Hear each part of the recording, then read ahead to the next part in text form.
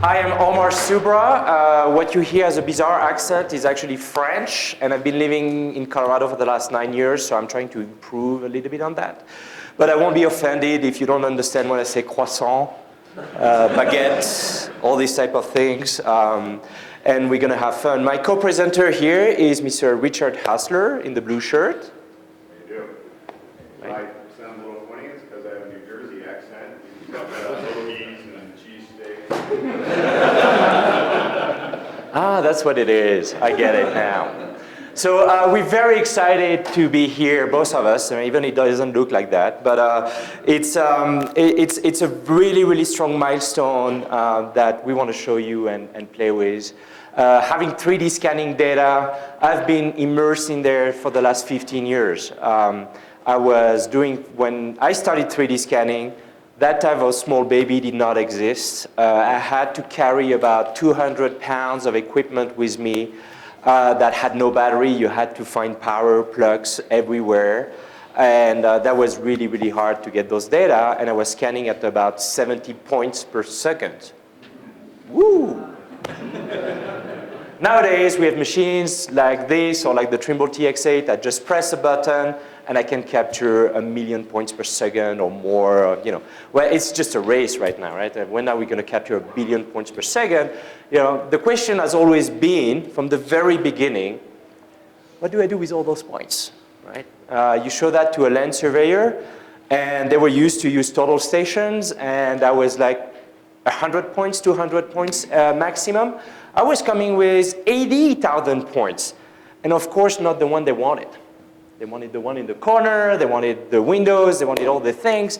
The scanners got the full shape, but not the exact corner they wanted, right? So, but the more data we capture, the closer we get to that. So that's very exciting. Scanning is, altogether, is a very, very complex thing. And what I want to show you a little bit is maybe let's start with the way we are doing it and the way we use that. So RealWorks is our software that we use to manage the 3D point clouds, right? So I'm going to load a file. Hopefully I have some here. What do I have? This one here. Let's have a look. So you see, it takes some time. There's tons of data. It's fairly big. And I can get there to my point cloud. Ooh, nice. That is part of a university, I think, right? That's a building. Ooh, and they are about, just right here to play with, I'm loading about 25 million points, right? That is nice. We can go into, the screen is a bit smaller here.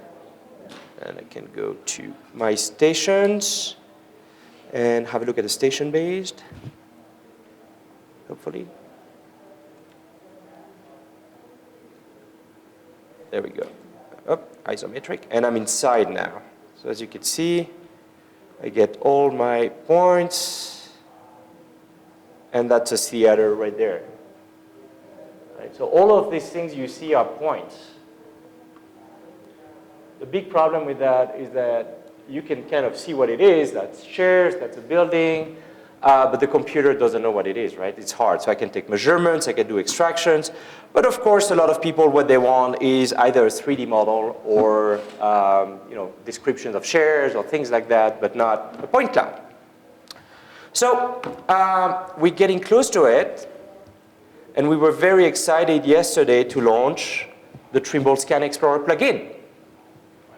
Ooh. On the extension warehouse. It's right there. So this is Sophie, and now in the plugin side, you have Trimble Scan Explorer. If you can download it there. I'm going to put it, Sophie, on the side, and I'm going to launch the plugin. Ooh. Very nice on the Woo! I'm not a SketchUp expert.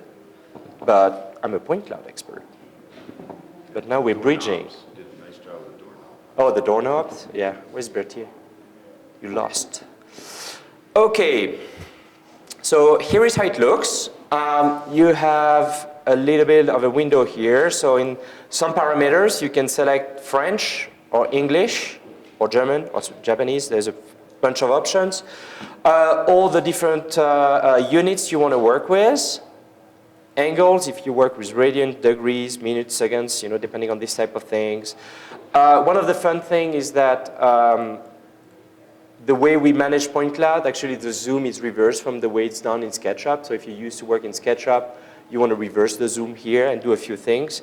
You can use the cache, get the station view. So everything that you get from a scanner is a station, right? Each time I move the scanner, when I get a scanner here and I do a scan, that's one station.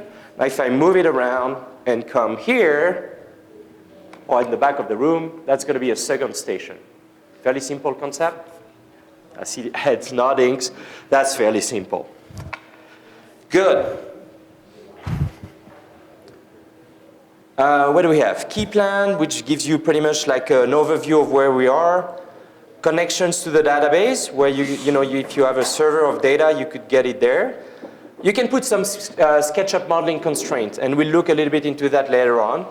And of course, you can help us improve the software by sending us all your bugs and your crashes. We love that. So let's load some data. And I'm going to take the same set as the one we just opened in RealWorks. And that's where we are. We are in the theater. Recognize the place? So now I can go into every single station and visit the theater. So I'm actually not loading the point clouds here.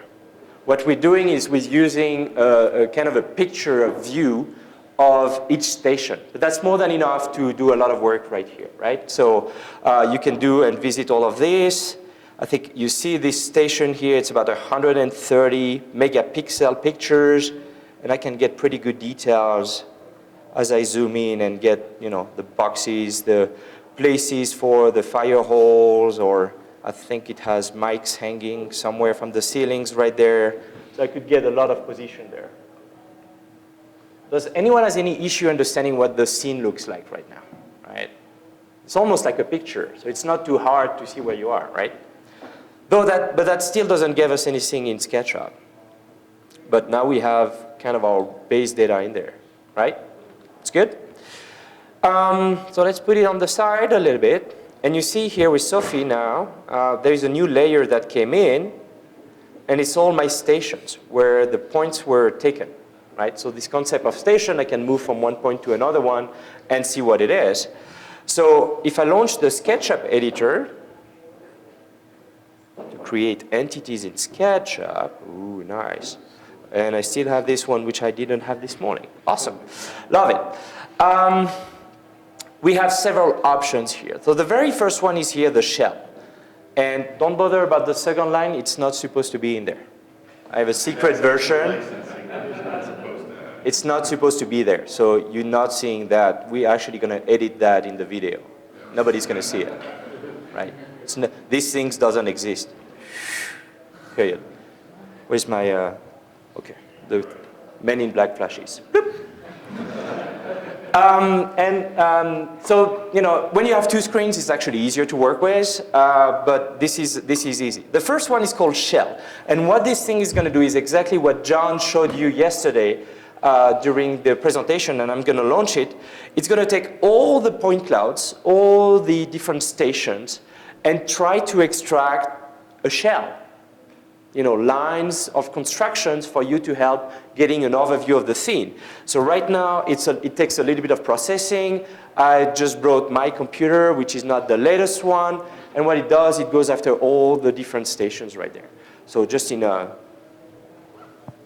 few minutes, we'll edit that again on the video. I can give you a little bit of context around this. Originally, the Scan Explorer was created for Trimble RealWorks. Trimble RealWorks originally started as a program dealing with 30,000 points a second type scanners. As you get to 1 million points per second, it was overloading the software with the data. There were so many points. So they created the Trimble Scan Explorer to provide a front end to allow you to segment out a piece of the point cloud and send that to RealWorks. By the time they actually finished the software, we pretty much had made RealWorks able to handle the point load of the new scanners. So it was kind of a secondary tool for that. But we have the same problem with SketchUp. You can't send all of those data to SketchUp, or else it'll just bring it to a screeching halt or even fall over. So this provides a means for you to work with the scan data in an interface that allows you to see the data and pick the points you want, or pick the entities you want, and work with SketchUp to model from that directly. But if all we gave you were the points that you picked, you wouldn't have any context in SketchUp to work with those data. It would just be points appearing in 3D blank space. So a tool like the shell extraction allows you now to have some context within SketchUp to see where you are in the building or in the rooms in which you're working. So when you extract things, you can see where, where they go in the room. And I'm coming very close to Richard because he smells really good. But also, we only have one mic, so don't be surprised about that, right? It's not because I'm French. I just wanted that everything to be clear. But now, if you look at it now, we have the entire outline of the building, and a little bit of indoor. I can see the stage where it's about where Sophie is standing there, and that is my outline, right? And that was extracted automatically from the point cloud. Ooh, woo, yeah! Wow, that's exciting. You can actually get something out of a point cloud for the first time. No, that's in SketchUp, right? So it's really good. And if you look again at the scene here, and we're going to go again into a top view, I think. The examiner, perfect. That's my building, right? So you're looking at the scans from the interior of that space from the outside right now. You're not looking at the exterior of the building. Right. You're looking actually at the wall, but seeing it from the other side. And yeah, here that's all my points. So if I just select that and I want to cut a little piece of it so that we can see what's in the theater, right? I would just get this, remove that, and get that back. So the exterior scan was taken from the interior? Yeah, it's the wall. It's only the inside, right? On this one, I think. I think you're just seeing interior walls, but okay. from the outside. Right. This building was scanned from the exterior as well, but we don't have that in this data set. Can you scan from the outside walls? Oh, sure, of course. Yes. Mm-hmm. Yes. Mm-hmm. So it's the same principle as as when you do a survey with lens surveying. So you go with station, and a scanner is an optical instrument. It cannot see what it's behind something. It's like your eyes, right? Whatever you see here, the scanner will be able to capture. What's behind these walls, it won't be able to see it, unless you put a X-ray in there and all these things there, which are more expensive there. And that's when we get the demo. Line of sight instrument. Line of sight instrument, exactly. Is it back? Good question. How do you verify the quality of processing. those planes? Because once you pull it into SketchUp, you got no reference to the original point cloud. Can you display those in the other part of the software as well, so that you can kind of check at least So whether they're correct? I'll show you just in a little bit, not in the shell one, but in some others tools. Yes, you could see into the picture where the lines were extracted, and that's where you get the data. So I'm just, of course, we got a crash. That is easy. I'm going to kill RealWorks, and that's going to get edited in the video too.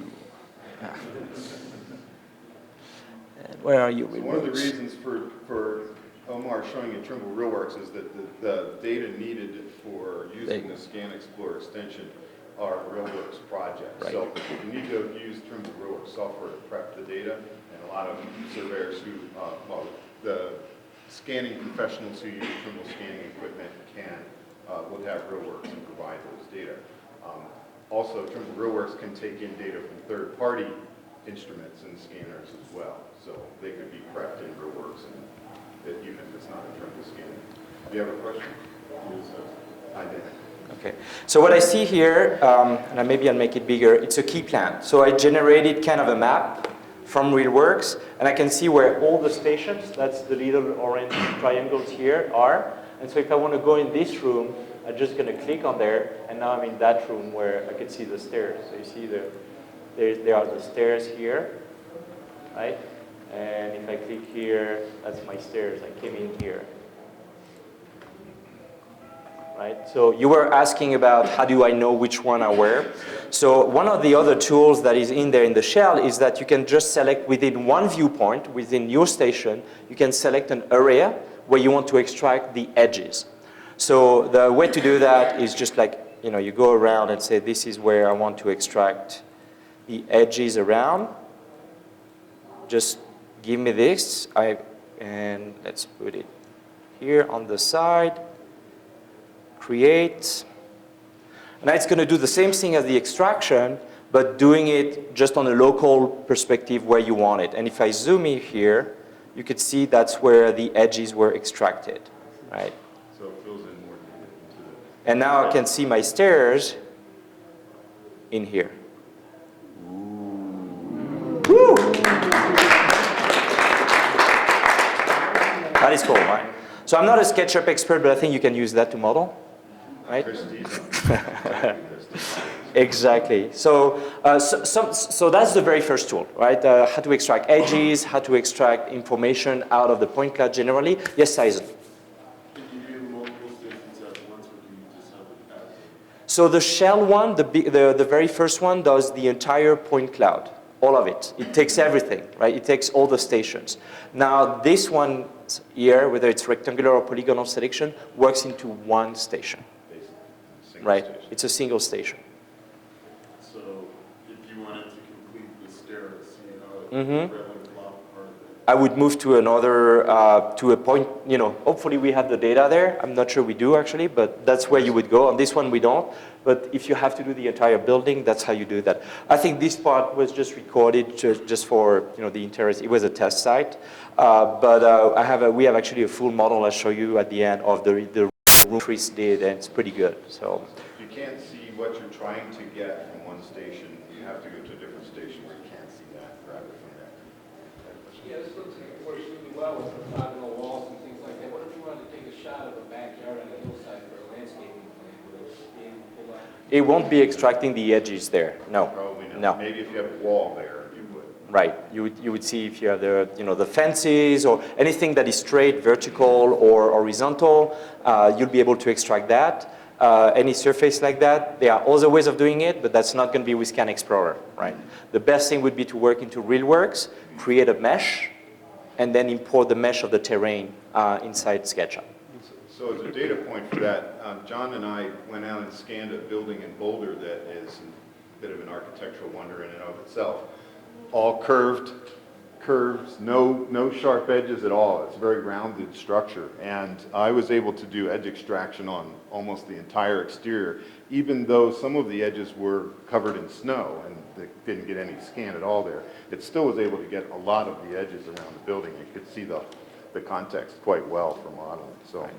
It's like even when you scan a road and you have traffic on there, it doesn't really matter because the scan, you'll pick up some lines for the cars or the trucks that are driving, but you'll be able to get a very, very good description of the surface of the road, right? So there's a lot of things happening like that. You get an awful lot of tree edges. Mm-hmm. Sometimes if you get a tree, you get a lot of stuff.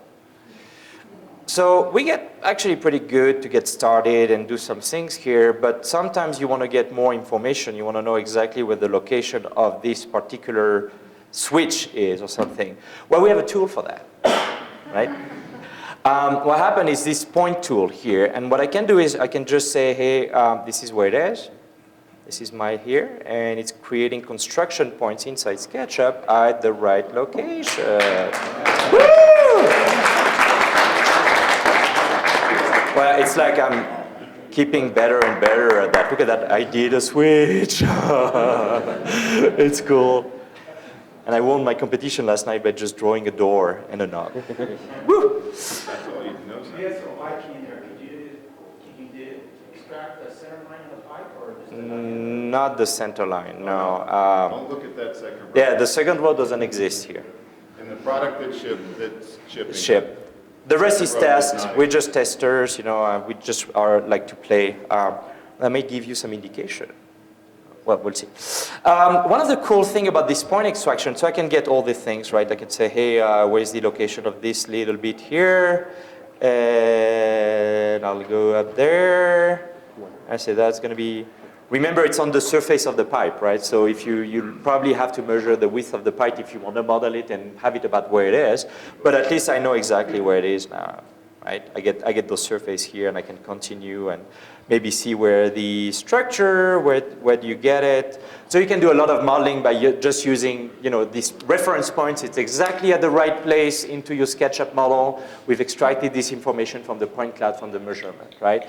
And this type of things is, I should have turned off my phone. Is it mine? Oh, that's mine. Yeah, it's okay. All right. Who cares?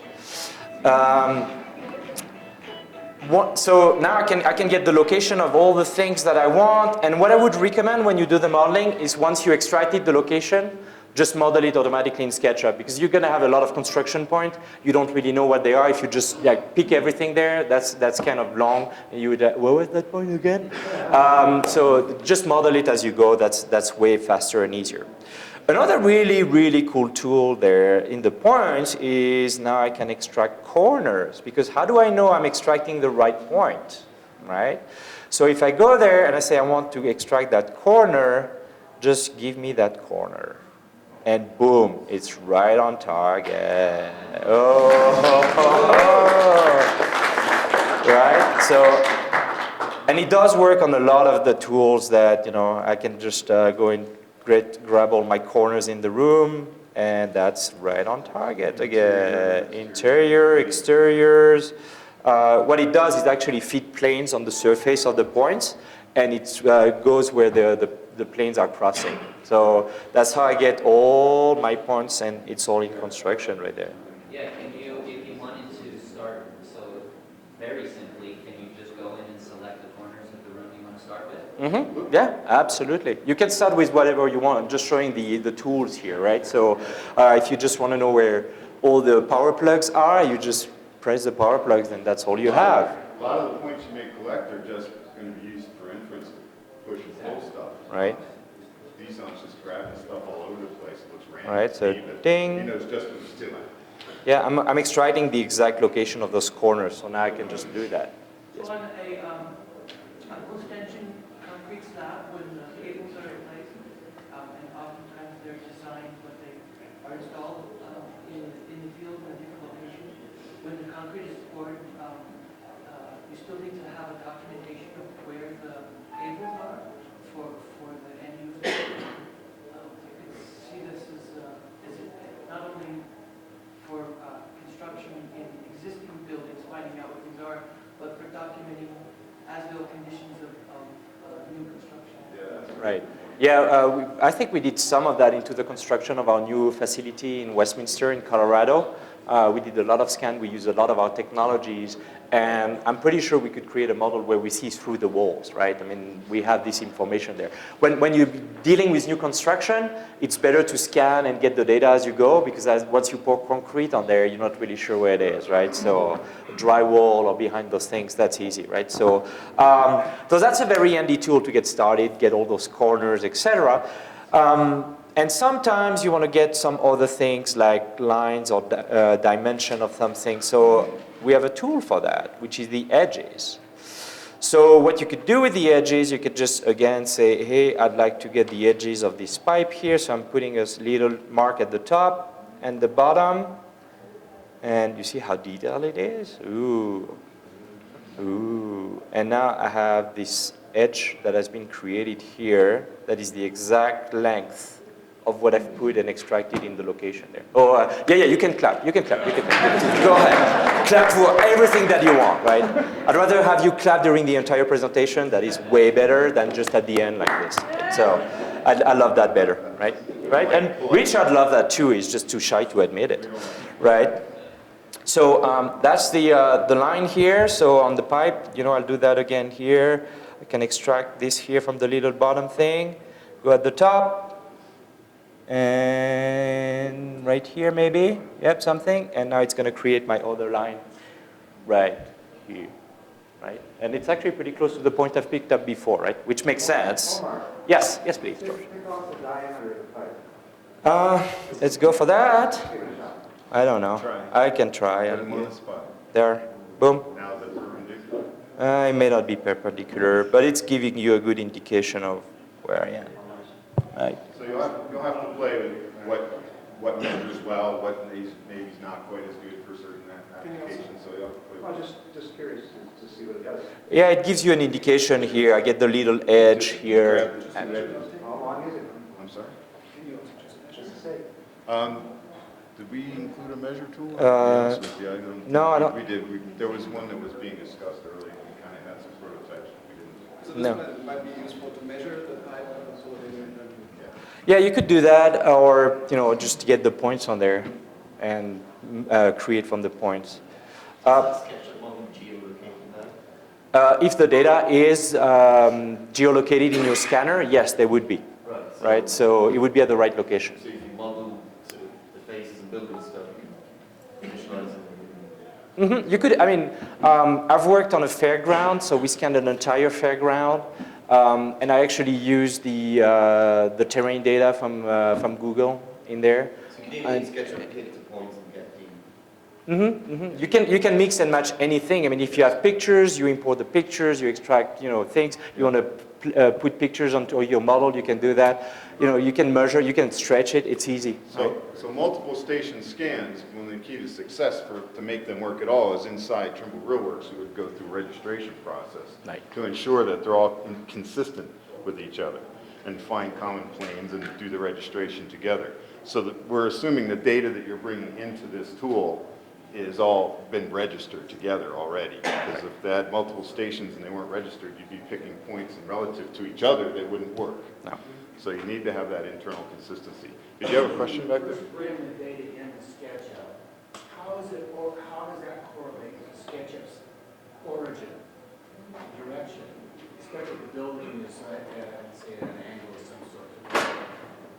If you have defined the scan coordinate system to be the one that you want for the building, then they'll match. If you have not, then you'll have to move your axes, your origin, right to line up with whatever you choose out of the scan data. There's a question back in the corner. Yeah, when you do that measurement from top to bottom, does it automatically lock on the y-axis, or like, say if your point's a little out of kilter? It's whatever 2 points it picked out of the scan and the distance between those two. Right. Yeah, Mitchell. Can you view your model back in the scan data? Today, yeah. There are ways of doing it using using RealWorks. You can import DWG into RealWorks, or you export a file. We don't take yet SKP But files. not in scan. Not in Scan Explorer. You'll have to go into RealWorks and see the data there. That's how it works. Yes. The terrestrial scanner here, what if we had last some library data? This tool is designed for terrestrial data, so stations after stations, right? It's Local mapping on the ground won't work either because it's a station-based. Right. view and they're on a That's what we station. use. I mean, if you look at the data, all of these are one station, and that's how we're able to generate those maps, basically those depth maps, where I can extract information, right? On a mobile thing, right now that wouldn't work because I won't have one station to extract information. Another question here? Can you get the photo textures into SketchUp as well? T-Zone was doing, I think, using SNP and stuff. Yeah. I think he was grabbing some stuff off. If you have imagery of it. Now, this tool, this scanner has a camera in it, so you can take panoramic imagery of the same space when you're done, and it'll overlay onto the scan data. And inside, you see this button down here. If you have imagery, you can click it and turn on the photos, so you're using the photos for picking. Sometimes the color gives you information and the black and white doesn't, and you can find the edges of something that's red, green, and then the black and white look the Are they same. still photos or 360? There'll be panoramas. Panoramas, all of them. Still Stills photos. not video. Right. And so you can use that stuff for texture. Yes, and this. Yes. Other scanners we sell don't have a camera inside, but there are mounts you can put on the top, so if you do your scanning and then you mount the camera and tick, tick, tick, tick, tick, tick, take the pictures. From the same position and then the reference. They're So, already there. right. The colors, by the way, why is it black and gray? Or, we could make it a bunch of colors, but what we see is the return intensity of the laser. So when the laser hits the surface, if it's reflective, it's going to be like a light color, like very white.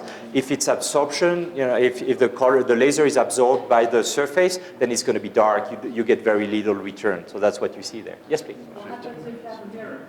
Sorry? What happens if you have a mirror? You see, yeah, it's actually bouncing. It's a laser. So if you go to the Palace of Versailles, in the Galerie des Glaces, which is just mirrors and chandeliers and all these things all around, you get like a star point cloud, like a fish star. It's really, really hard to see. The good thing is that when I did my entire home, when I was going into the bathrooms, you get the mirrors where you see that it's actually capturing data inside the wall. It's like Alice in Wonderland. It's just like inside it. It's just like, woo! There is a real Alice in Wonderland thing. I knew it. The things that they were telling me no, but yes. And all you do, you just actually you just take that station and you cut the points that are in there, right? Sometimes it's actually easy. I've seen people trying to get a mirror and try to capture data from behind so that they could just like capture more. It's pretty tricky and it doesn't work, right? So just don't try that. I scanned my house. You saw John show a little shell of my house yesterday. I was set up in front of windows capturing things hundreds of feet outside, my back patio, trees, the next house over, so I just cut it off if people want. Right. Oh, we have a question over here. As an old-time photographer, different filters that you could put on, so you could put on an infrared, so you can control what the camera sees with filters. Potentially then you could increase the quality of the data that it's capturing by filtering out colors and just having, like for instance, an infrared, if green turns to white. Yeah, I mean, then I'll let you play with all of that.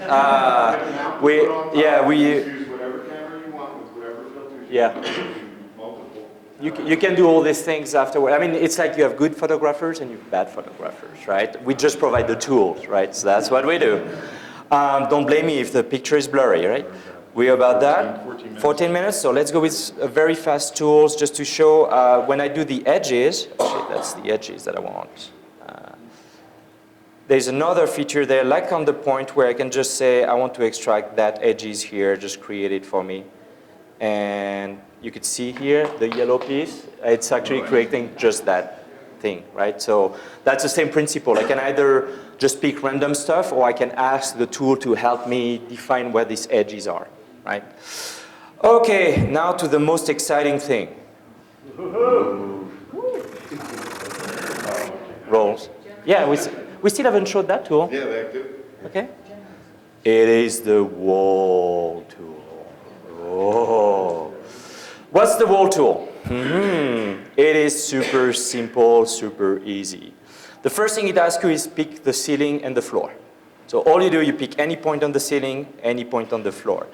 It's defining a height. Ooh. And now the next thing it wants points on walls. So one wall, two walls,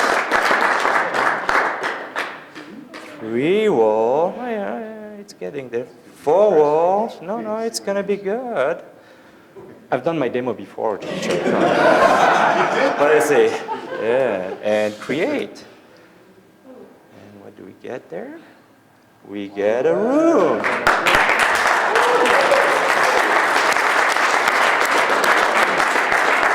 I can do the same thing here. I've actually left it open, but I can say create ceiling and floors. And when I do the thing, I'm just gonna.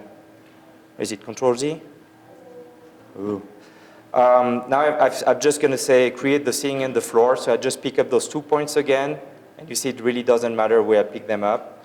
Get those points on one face. Point went here. Point went there. One here. One here. It's just too easy. So this Yeah, it is. We intended to have it constrain it vertically, so you get some orthogonality out of your surfaces and actually do something with them. Scan data is so precise that it Faces are reversed, no? Faces are reversed. No, it's like that. Sorry. It's designed by French people. Yes, Matt? If you go back, weren't your third and fourth points No, they, Still finding the best fit. it's fine. That's what it does. Find the best fit, right? So that's how it is. Jeff, can you turn on layers? See Uh, what's going on there? Layers there. So that's there. So it creates everything into one layer. The thing that you see here, the layer station, is the orange triangles and the name of the stations. So when you want to create a room, you create your layer for the room, and then you would put it into the right layer for you, right? Whatever layer is active, that's where it creates, right? Okay. So that geometry in SketchUp is there now. Could you triple click it, highlight it, and move that to a new layer, and then continue on? Yeah, you do whatever you want. It's all yours now. It's now you get all your SketchUp, right? Anything that SketchUp can do. So there's a bunch of, so that's a very exciting tool. I think that gets you extracted. For the very first time, we are able to get some really fast data from point cloud into SketchUp. So when, I think it gives you all modelers from around the world a good start, right? If you receive those point cloud, those data, now you can do a lot of things with them. Because of that, I'm soon going to be retiring. I've been scanning for the last 15 years. Finally, we can do something with it. People are exciting. I'm just going to do something else, right? I'll do some fun stuff. What about your stairs? Can you model that so to We don't have a plane extraction tool for doing The stairs, but you have all the starting points, you have the edges, so you would just snap it to there, and that's how we will go. So let me show you. So Dizon took this data set and spent about a week There you go. modeling. And That's where we are right there. So really good job to Chris. Yeah, we could go through the scene and where are those scenes? Oh. I think it took a week. That's what he did. Yeah, just for. Because, he has other duties too. He claimed that it really dramatically improved the speed with which he could do this while he was doing it. He used a lot of the picking tools. Right there are my stairs. Looks pretty much like what we have in the point cloud, which is good. One of the things that is exciting, I mean, it's like, we all getting really now use of those point clouds. We can do a lot of things. We get different tools, like you have a Trimble VX that captures, that is a mixed tool between a land surveying tool and a scanner. You have super high-speed scanners, and now I get scanner in my pocket. I get a scanner in my pocket. This is Project Tango from Google. This is a phone that has a 3D camera in there, right? So if I look at some of the stuff that it does, yeah, you're going to see some Tango data. Go to my blog. Yeah, I'll open. I didn't put the internet here. But of course, this is only a phone, so what you're going to see as data are not as accurate as what you would get from, in there. But this is raw data just from the phone. So it's actually a kitchen where you see here, that's the table and the chairs. And that's the chandelier. I've been in point cloud for 15 years. I can see anything in a point cloud. It's like the Matrix. Yeah. Girl in a red dress. I actually don't really see you. I see point clouds of you. Eric, you have a very sexy point cloud. Yes, Walter. Two questions. First of all, you mentioned about merging the data from the original scan because you had a number of points there. How difficult was that to do? Because that, with the metrology that we use, that's very expensive to have the equipment. How easily was that done there? So there is a process. I mean, scanning is, it's not as easy as getting it in your pocket right now. This one is getting better. It has inertial system, so you can walk around. I did a blog post for Make Magazine. If you read there, I'm actually comparing data from my home. I have tons of point clouds in my home. Like I have everything. And I'm comparing the data from Tango to my home, and it's actually doing not too bad. But scanning is a full process, right? If you want to do the entire hotel, you would have probably to put some targets somewhere. You'll have to, make sure, you have to think of what you're doing so that the data is actually, easily usable afterwards, right? If I just scan this room here, I may actually miss some of the things that I really want that the scanner did not pick up. And when I get to work to model it, it's just like, oh, shoot. I'm missing that data. So we have better and better tools. The Trimble TX8, for example, you level it so that you just put it. It knows it's leveled and it has a compensation when it turns, so that it knows it's basically constraining the vertical.